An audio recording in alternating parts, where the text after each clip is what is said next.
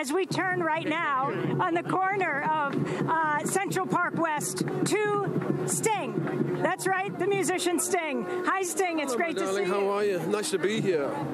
So what are you doing here?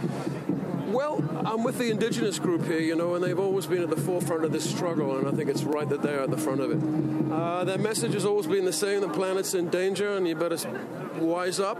And there's a very, very well-financed, well-organized campaign to sow complacency about climate change at the behest of oil companies, and it's propaganda. These people aren't complacent. I'm not complacent. We have to do something. Today is the day. And why march with Indigenous people? Talk about your involvement. People certainly know you as a musician, but you're also a major global environmental activist. Well, the Indigenous people's message has been consistent from the beginning of this thing. They're saying that we're in danger.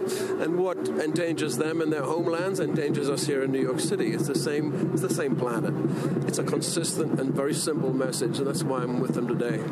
You spend time with world leaders who are in awe of you. What do you tell them? I don't think they're... Who have rocked out to you? What do you tell them? Only what I'm telling you now. Listen to the people who know, which is the Indigenous community. Do you think President Obama is doing enough? No, I don't think anybody's doing enough, frankly. I think, we need to really pool our resources to make sustainable energy a reality. The world is full of energy. We have solar power, wind. We can do more than just dig oil out of the ground and destroy the climate.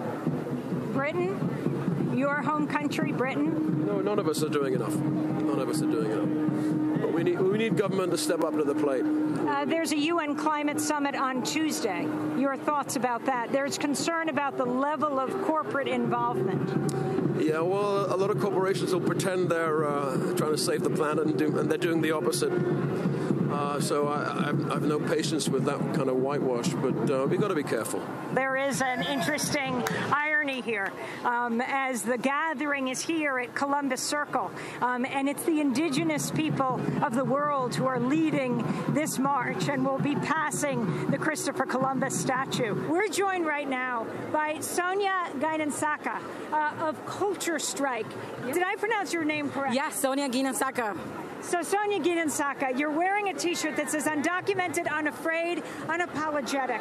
That is really the motto of the Dreamer and immigrants' rights movement. How does that relate to climate change? Yeah, so I'm actually here with Culture Strike, and we're a national network of artists, musicians that focus on migrant justice. And so one of the things that we wanted to showcase is that climate change affects, frontline folks like migrant communities, where there's a forced migration happening. And so we want to acknowledge that, but also say, we're here, we're unafraid, we're here also to fight for Mother Earth. We're standing in front of a large group of people who are holding signs in the shape of life preservers. And we're going to see if right now we can get someone to come over.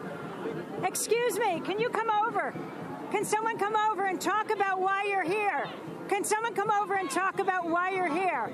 Okay, here we have a woman. It says Red Fern Houses. Where are the Red Fern Houses? But first, start off by saying your name. Hello, my name is Kimberly Combs. I live in Red Fern Houses in Far Rockaway, Queens. It's a NYCHA development, and we didn't get that much of an impact as down the beach in Far Rockaway, but we're here for everyone that suffered in Sandy. What does climate change mean to you? The climate change means to me, my grandchildren may not have the same things I was able to and took advantage of. And they might have to come outside and mask and things like that come 25, 30, 50 years. So I'm out here so my grandchildren and everybody else's grandchildren can live a good life and breathe good air and have lakes and all that good stuff. Thank you very much. Dr. Steffi Woolhandler, what's a doctor like you doing in the streets of New York? Well, there's several hundred doctors in the physicians contingent, medical students as well. And we're here because this is global warming is a health crisis. We're seeing, we saw tens of thousands of deaths from cholera related to algae blooms. We've seen the mosquitoes that carry malaria and dengue fever moving north and moving to higher elevations. We saw 1,000 people die in New Orleans because of a hurricane. There's no way the healthcare system can deal with this problem alone. We need to be working to stop global warming now. And I believe I see Mary Robinson.